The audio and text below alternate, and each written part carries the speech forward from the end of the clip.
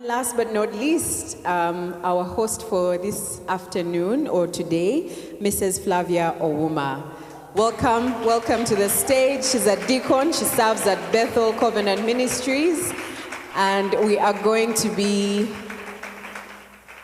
gleaning from her wisdom and Mrs. Aguku as well as Pastor Mo. Please have a seat. Okay. Welcome, ladies.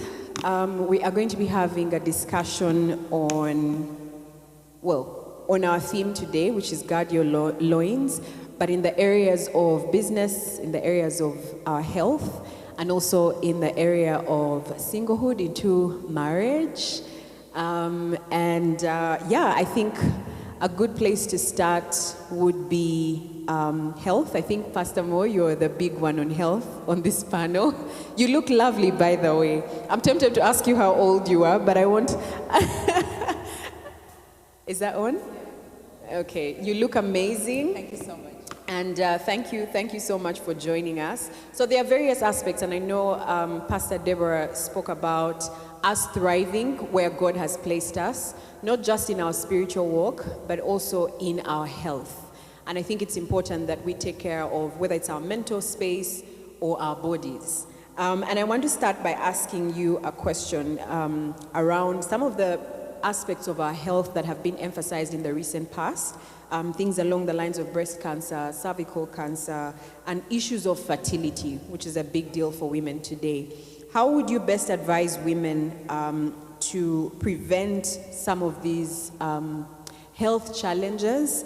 We'll start with of course, the cancers, and then move on to fertility. Would you say that lifestyle affects how we eventually interact with these challenges? I'm happy to be here. Hi, everybody. Yeah, really, yes, lifestyle does. I do have a slogan that everybody can say this with me. Can you say with me, what I do daily? What I do daily determines what I become permanently. This is true. You know, our environment, when God created the world, He placed us in the garden. Yeah. Okay? But we have been for so many years away from that garden, we can all agree, and we live in a world full of toxicity. We live in a world full of a lot of anger and depression. A lot of things are happening to us. We all look beautiful today, don't we? Yes. But inside of that beauty, there's sometimes a lot going on. And many times, the last thing we do expect is the fact that our emotions, our negative feelings can actually have an effect on our health. And sometimes cancer can actually come as a result of the negativity that is inside of you, not just the food that you eat, or the substances that you use. Yes, all of that does affect us.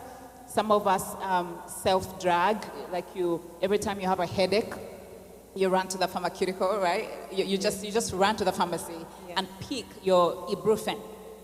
Yeah, but you don't know that the prolonged use of certain drugs without guidance will actually get you to cancer. So there are many causes of cancers, many causes of infertility, stress, even the products that we use in our hair, the products we put on our lips and skin and everything, you know, apart from the stress factors. There are many causes of cancer, and we can go in detail maybe later. Sure. Yes. No problem. Yes, but, yeah. Esther, do you have anything to say? Oh, no. Okay. I think you've really set a good foundation for the health conversation. You're right when you say that our emotions and what we do consistently ends up affecting or impacting who we become.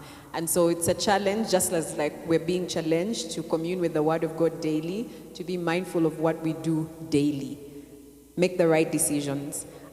Here's a big one. Our babies are given in marriage, and I think I would want all of us to comment on this. Our babies are given in marriage. We'll start with the general overview of, you know, when women are thinking about getting married, we're thinking about growing our families, right? And so we get in there, and sometimes we have challenges, whether hormonal or whatever it is that the doctor tells us.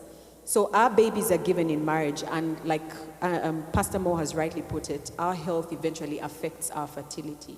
So I want us to speak on those two fronts. How do women prepare themselves going into marriage? Is it something that maybe 20-year-olds, 30-year-olds need to be thinking about today in preparation? Should they say go and visit a gynecologist to say maybe check so that I know that I am able to give birth? Let's speak to that. Esther, you look like you've seen a ghost. I'll just pick it up from where I left, and Yes, then you please. ladies can go on. Yeah, I think as moms, mother or not, but whatever age you are as a girl, I think it's important to get that information early enough, especially starting from the time you're 5 years, 3 years onwards, talking about hygiene, talking about everything to do with the girl child in that sense of her body has to be taught from the time she's a child. But now that we are of age, it's important for us to actually have our regular checkups. It's important, whether it's once a year, whatever you choose, twice a year, but have your regular general checkup just to be sure that you haven't picked onto something that is going to harm you down the years. You know, when you're young, let me tell you what happens when you're young. When you're young, I'm 51, will be 52 this September. But when you're young, you just feel it's okay. You know, you can mess around, eat how you want, live how you want. And as every day goes by, you're playing, you're having fun, and you're doing everything as carelessly as any young lady would do. But at a certain point, it catches up with you. Yes, so the causes, it's not always guaranteed that, that you will have a child. I took 12 years to conceive. 12 good years. But with a very supportive spouse, Mark. Hi, Mark. He's over there.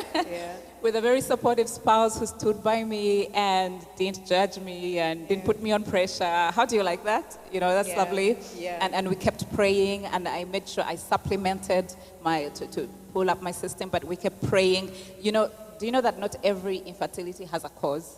That's true. There are those that you go for the checkups and there's nothing. Everything is okay. That was our case. There was nothing in me or him. And we're like, okay, God, whenever. Yeah, whenever you're ready. Whenever you're ready. And after 12 years, it did happen. But I'll let you know later what we did. But anyway. Yeah, but there are many things. Cervical mucus can be a problem. Pelvic inflammatory disease, sterilization. Some people do go for that. Medicines and drugs, like I said, environmental toxins, fibroids can stop an egg from attaching to the womb. So there's many, many causes, including surgery. Oh, wow. Yeah. Okay. Please. Hello? Okay.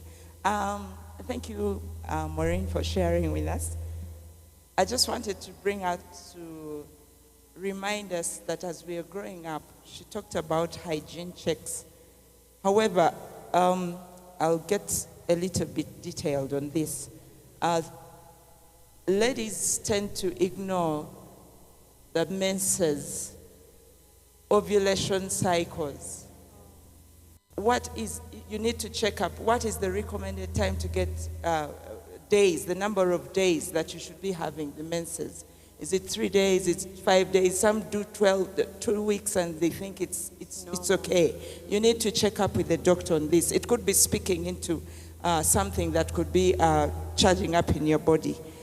There is a trend for ladies before they're getting married to check up for what we call post-ovary syndrome. I think you've heard of that. Yes, the PCOS. Yes. It's a trend, but like she shared, for her, she didn't have an issue. Yeah. The doctors kept checking. Did they check the PCOS? We got checked thoroughly. Okay. And Okay. embarrassing checks. Yeah, yes, they may be embarrassing, but when you can afford it, it would be good for women or the young ladies to check up with the doctors in such places. What about our diet as young girls? We tend to want to eat all the fried, the junk food, the too much of ice cream. What are we putting in our bodies? We need to look at, I know some ladies don't take water, and they take it as it's okay. It's not right. We don't want to start taking water when we are looking at weight loss. No. We need to start putting water into our diet on a daily. Yes. And this will help us clean our systems. Yes. What are you looking at in terms of your food? What are you putting into your body? Are you taking a lot of fizzy drinks? We need to train up our young children that these fizzy drinks are doing them harm. And that's how they'll know that as they grow up, you need to keep telling them this is going to affect your motherhood. It's going to affect your fertility. So you need to keep speaking into their lives. And one of the quickest checks, just to jump into you, one of the quickest ways to know whether you're eating right, again, let me say we're redeeming the rainbow back, okay? Yes. Is you put that rainbow colors in your kitchen to help you remember the types of foods that flow within those colors. Yeah. You have to eat across the colors of the rainbow. God had a purpose for that rainbow. It's not for what it represents in the world, but it's for what God intended for it. Yeah. And if you can eat your red foods, what are the colors? Your green foods, your orange foods, the purple fruits, foods, and everything. Then you are going to have the balance that you need to actually even conceive that baby. Wow. Yeah. Wow. All right. I think it's very important for us to be mindful now. I like to say that we only have one life. This is not a rehearsal. So you can't say that you'll start to eat perfectly or better when you do get married, because now the pressure has increased. There are so many stakeholders. Yeah, your in-laws, there's society, there's the church, the children. All of us are kubanjaring your children. So you don't want to start taking care of your body under that pressure because it's immense. Yeah. And so I'm happy that we are getting into the discussion. Where are the single ladies? Okay, where are the single ladies who are desiring to be married? Yay. Okay, they're there. And maybe we'll start with you, Esther. On the aspect of preparation for marriage, is there such a thing as too much preparation? And I guess, what does preparation look like if you were to advise a single lady? Nobody prepared me for marriage. I just jumped into that thing. And I have been learning on job. And thankfully, I am 20 years in marriage now. Yay. And it's been an interesting journey. But it's true that young people need to prepare for marriage. Yeah. 2 days ago, a young man at the university where I work at UCU came to the office and he wanted to have a word with me. And he was telling me that his 19-year-old girlfriend, is it a girlfriend? Do they call them girlfriend? Yes. 19-year-old girlfriend, things have changed now. So you need to have the right words. Yeah. Yeah, the 19-year-old girl is telling him that she does not want to have children when they eventually get married because childbearing is difficult. So she was proposing that maybe they could adopt children or get a surrogate mother, etc., etc. Wow. So we had a very interesting conversation. And the young man was so concerned about the girl that he loves so much, and he's already thinking about a family. He's already thinking about children. And so we really had an interesting conversation. Yes, it is important that young people prepare for marriage. Go to the right people. Ask the right questions. Know your body. When you talked about things to do with your body and childbearing, some of us, I have one child that I got like this. Not like my sister who waited 12 years. Mine was, instant. But after him, it's been 19 years. And nothing has happened. And so, some of these things, knowing your body, being very careful with what you eat, who you talk to, taking, extra care to understand the institution that you're getting yourself into, etc., etc. Very important, yeah. Mo, Auntie Mo and Flavia, please, I would like you to comment because you're all married women here, so. Okay. By the grace of God, I've been married 21 years, coming to 22, wow. And I thank God for that. The many things that I was lucky to have been prepared. Thank God for the grace of God and my mom, people who sat beside me, and the counselors. I really went for counseling, like 3 or 5 of them. Mm-hmm. Yes, and not the top kind of counseling. I went for that deep talk, and sometimes there were embarrassing things that were shared, and I was like, you mean I'm going to face this? I don't think I'll take this on. But of course, the preparations that my parents gave me, especially my dad prepared me for my marriage, and I want to thank God for that. But one of the things that I must say, and I keep on when I'm talking to the young girls in that space that are preparing, and the young men, I would like to I encourage them to learn more about themselves. Discover who they are. You don't want to go into a marriage and you don't know who you are, and then somebody defines you. And then somebody tells you, no, you're like this, you should do this. You have your own passions. You have your own talents. Have you tried to sit down and think about them? There's so much to learn. You need to learn how to manage, to communicate. Right? You're not going to communicate to your husband the way you communicate to your fellow girl. Tell them.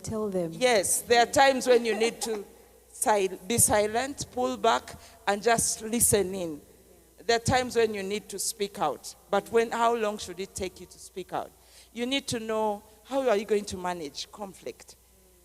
Conflict keeps arising. Remember, you're not coming from the same homestead. Yes, you have different characters. You have different styles of doing things. So time and again, you need to learn how to do management of finances. You're not just going to come because you're earning well. You're not respecting your husband or communicating on how much you've received or what you're going to do. You need to plan together. You need to think about how are you going to do your emotional management. There's so many emotions that you'll go through in marriage. But you don't have to go out and go and throw them at your mother, at your father, at your sister. You need to grow internally and be able to handle these emotions so that you can be able to speak out at the right time. Yes, you need to become a bold person, confident person, but you need to prepare yourself while you're still in the singlehood, so that when you reach the other side, somebody's saying, yes, she's confident enough, she can speak out, she can handle. Because sometimes, like, recently I was counseling a gentleman. He was like, I haven't got any lady. The ones whom I try keep on running away. They are not confident enough. They are not bold. I don't like a woman who can't speak. I want a woman who can be bold. Even when I'm away and my in-laws come, you can speak out to them without fear or favor.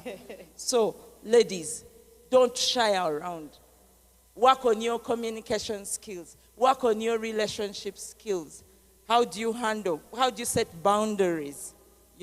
Boundaries. We need to know how to set boundaries. We are in a world where the women are coming out, but males still feel they are the ones that should be dominating. How do you set boundaries at the workplace, in your relationships? What you speak about with them, what you share, you need to think about that. Thank you. Okay. I was one of those blessed people. Well, everybody has said how many years, okay? May the 1st next year we make the Silver Jubilee. Wow, May the 1st. 25. Oh, you also May the 1st? Oh my God, I got nice. a twin. Nice. That's lovely. Yeah. Yeah. Are we talking too much? Are you enjoying this? Okay. I was blessed in my childhood to have known Mrs. Skinner early enough. I would, when I was little, when they had just come to Uganda, I would visit her house, sleepovers at her house. So I learned early enough, single ladies, to do house decor, Yeah, I learned how to interior design a home. And that's one of the key things, is your home must be a palace. Yeah. The hygiene and the colors, You know, color is important in the sense of making people feel good in the house. Sometimes you enter a home and you wonder why you're moody, because either there's too much clutter in the house or no color at all, or the colors are clashing, and you know, you wonder why your spouse doesn't want to stay in that house. We did. There was a case scenario of a man who would never, we had to handle this case. There's a man who would never want to sit in his house. He was back home at midnight to sleep, or he's away for a week. What? So yes, so this lady shared with us, and this is way back, in, and so I decided to do a visit at her house. We did that, and I knew why. There was a lot of clutter. There was a lot of, it wasn't clean, and the curtains, the roofers. I don't know how often you wash these things. So you practice now before you have your own home. You practice now, okay? Yeah. Washing those curtains, cleaning those. I'm a climber, by the way. So I climb those poles and I clean everything. I don't wait for anybody to do that for me. That's how I keep fit. Yes. I have to climb up and clean things, you know. And so I learned to do this early enough. But when we did this for her, we, as a group of ladies, we did this for her. We showed her how to work on a home. And then I asked her whether she had extra materials in the house, as in kitenji, or you know how you buy materials and keep and you never use? So she brought these out, and we made other pillowcases, other cushion covers. Trust me, that house was the bomb. Wow. This man was away for a week when we did all that. So when he came back, he never left. He never left again, but he never got to know who did it. Remember the secret? Okay. Yeah, he never left. So you can see how our homes are so important. That's the aspect I wanted to pull out. Yeah. And also your emotions, if I can say something on that. Please. I grew up in a home where my father was always screaming at me, screaming at all of us, shouting at us, barking at us. I mean, when I did my research, that's the life he grew up in. I didn't blame him. He was an angry child because of the things that happened to him. Yeah. So when he was raising us up, he did the same. And you know, I was an angry girl. Trust me. I mean, anger was #1 on my list. I don't know what your issue is, but you have to deal with it now. Yeah. So I happened to meet a gentleman who was taking me through discipleship in Youth with a Mission. And trust me, I got healed. And then getting into marriage, of course, that can be provoked again. Yeah. And I was happy to have a husband again who was stable. Now, this is important when you're emotionally stable, and because of his character, I was able to pull through and be the woman that I am today. Wow. Yes. Good job. But more than anything, align with God, because God is the one that will deal with those inner issues in your life. Don't carry baggage into marriage. Yeah. And if you're already in marriage, find help and deal with that baggage if you still have it. Wonderful. I love that. I'm a firm believer in inner work and just dealing with our insecurities and the things that we've picked up along the way as we've grown up. I just wanted to read Titus chapter 2 and verse 4. It's a fairly common scripture. Actually, from verse 3, it says, "Likewise, teach the older women to be reverent in the way they live, not to be slanderers or addicted to much wine, but to teach what is good. Then they can urge the younger women to love their husbands and children, to be self-controlled and pure, to be busy at home, to be kind, and to be subject to their husbands, so that no one will malign the word of God." And I just wanted to emphasize the importance of having an older woman or working with an older woman. Older may not necessarily be in age. It might be in maturity, maybe the number of years they've been married, so that they can support you on this walk. And I dare say it's important to have that older woman even before you make the decision, because they have eyes that see. What's that Luganda saying? Amasoga? I won't butcher the Luganda language.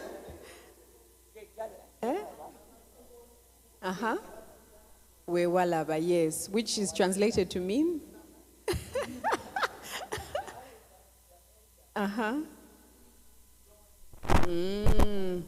Yes, yes. I like to compare that with it's the old broom that knows the corners. Knows the corners. Yeah. Yes, yes.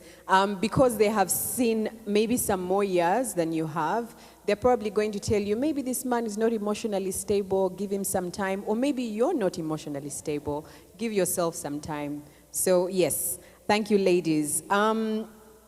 Is marriage an end in itself? Is it a destination? I mean, I would like for you to speak to what happens if we don't get married? Or what happens if that man, if that proposal takes too long? Like, what do I do in the wait? Do I sit somewhere and fold my hands and say, I'm just waiting for my Prince Charming to come? Let's talk about that. One of the dangers is when you think that you were born for marriage, and then you think marriage is everything, or you think a car is everything, or you think the job is everything. The moment you idolize one thing, you're in trouble, because when it's taken from you, then you are dead and gone. Yeah, so that's the one reason you should never idolize one thing. So is marriage the end? Why are you alive? It takes us back to that question. Why am I here today? Why am I alive? And some of us who are in marriage, you could also have forgotten yourself. And you, because of the marriage or the responsibilities of marriage that come with that, you have forgotten who you are, and you've forgotten your purpose in life. And you can get lost. You can get lost in marriage? Absolutely. Completely. You can get lost in this life. And for me, my mission statement is one, to know God and make him known. That's my mission statement. It has to cut across everything I am a part of.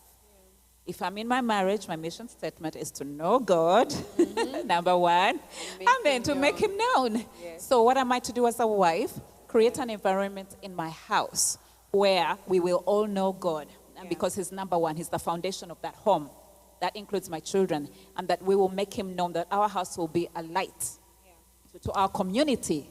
So the purpose, my purpose in life starts to touch community through my household. Proverbs 31. Yes. She what does she do? She reaches to her community in many ways. Yeah, and so I guess marriage is not the end in itself. We have a purpose. Yes. Beyond yes. It. Yeah. Okay.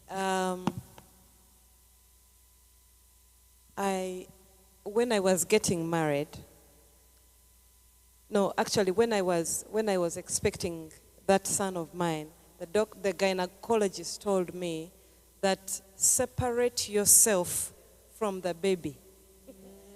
Meaning, don't be pregnant in the mind.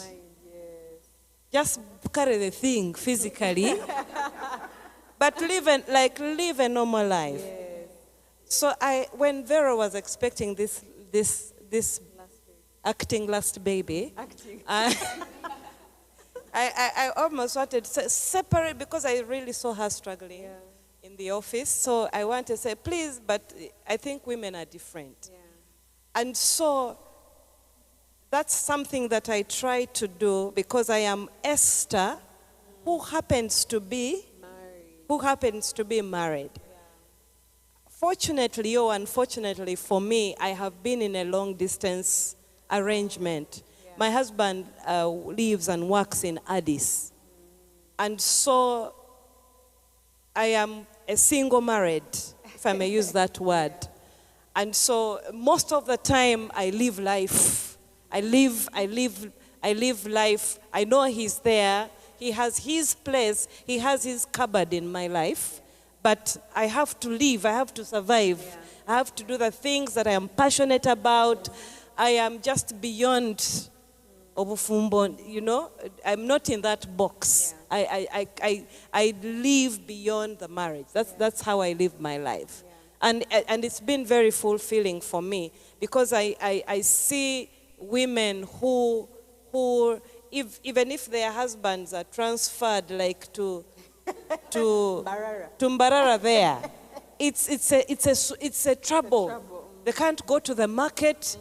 They're handicapped. They can't change the tire of a car, I know that one is a story for another day. It's like life has come to an end because the man is not there. And for me, I think I have undergone military training in my marriage. So I am that kind of soldier who handles everything. But I don't want to live that kind of life that is lame, because apart from the man, I can't breathe. Apart from the man, I can't do anything. Apart from the man, well, he has his place in my life, but I don't want to live like a lame person. we have to be careful not to drive that to the extreme, in a sense, because that relationship of marriage is exactly like the church and God. Yeah. And it's precious and it's sacred and it's everything in that sense. I don't know if you can bring that balance in. It's everything, meaning we give it our all, we give it our everything. It's very important. Yeah. Yeah. I'll add to what the others have contributed. Marriage is a journey. It is not a destination. It's a journey where you choose whom you'll walk with this journey, whom will walk the talk of marriage. However, as we make the choices, we don't know what is in the box. It's a black box, it's a white box, whatever you want to call it, but you don't know what is in that box. You don't want to call it a black box. You may know a few things about him. You may know a few yes, things. a few things that will, and those niceties that you will know are the flowers or the sweetness that will keep you going on the journey. But I must say is that there are so many challenges, you'll meet conflicts, yet you want to be the successful marriage. One thing that we started with when we were starting our marriage, my husband kept on saying, we have to live to be an example. So whenever there is a conflict, whenever there are those misunderstandings, I always go back to that point. It's what has carried me.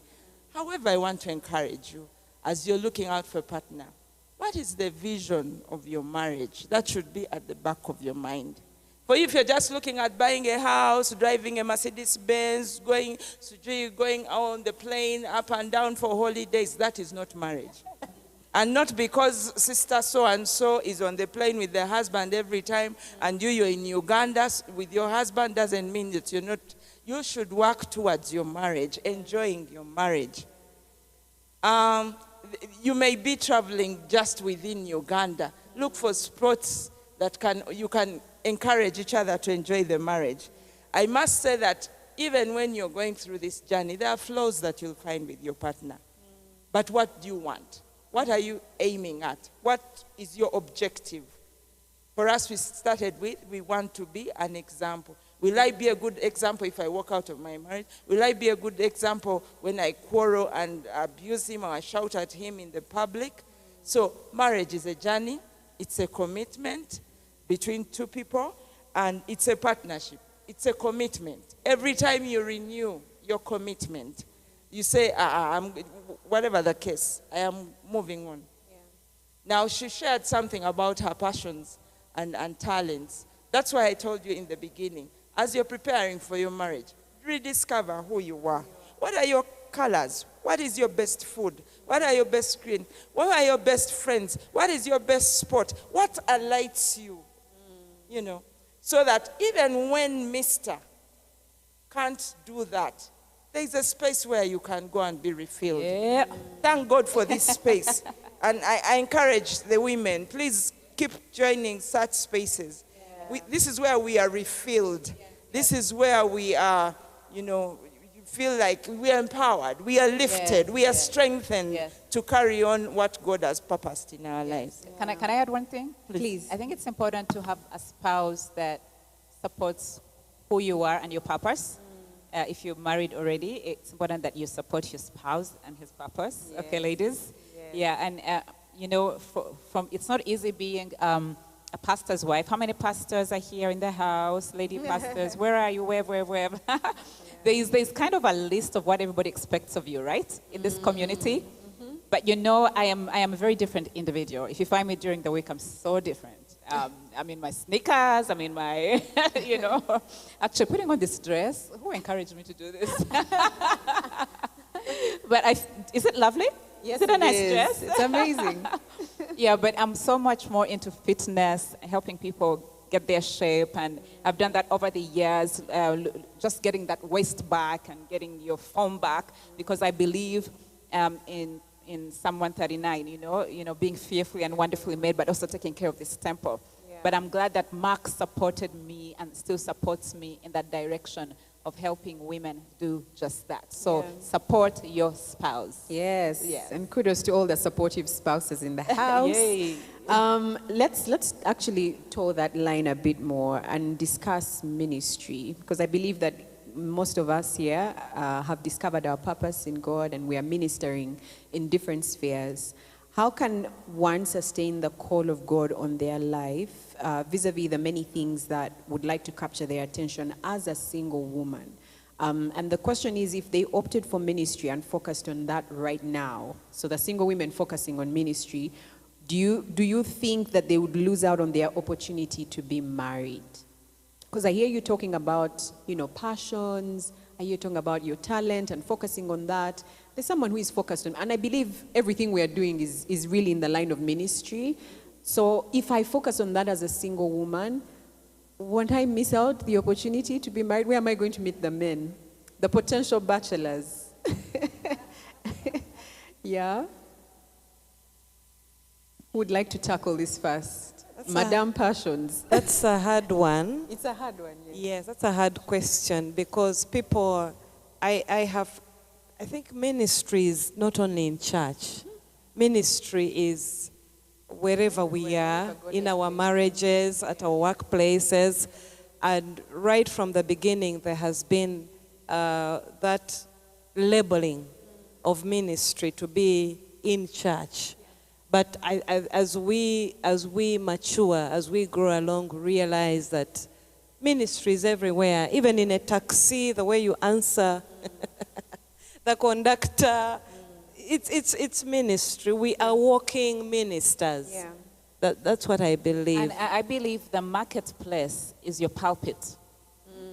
Each one of you, wherever God has placed you, is your pulpit. One of the ladies here that has done that so well is Lydia Munawe. Yeah, she's one of the spiritual daughters in my life. Yeah, she's moved on to somewhere else, but she remains a spiritual daughter. Yeah, but she's one of those who has stood in the marketplace and has become an influence in that office. An influence. Wherever she goes, she will not be quiet. She will make sure there's prayer or some kind of word study. She's an influence. Yeah. So you need to take the bull by the horn and create that pulpit for yourself where God has placed you. Yeah. That is ministry. Yes. Yes. Yes. Before we move on, I would like some guidance on time, because we might sit here all afternoon. How are we doing? You know? Mariam, how much time do we have? Okay. Like in 10? In 10 minutes. Summarizing. Okay. I just wanted to add something. Of course, as single ladies, we are always looking out to marriage or looking out for marriage. But there is no guarantee that all of us are called to marriage. That should also be put at the back of your mind.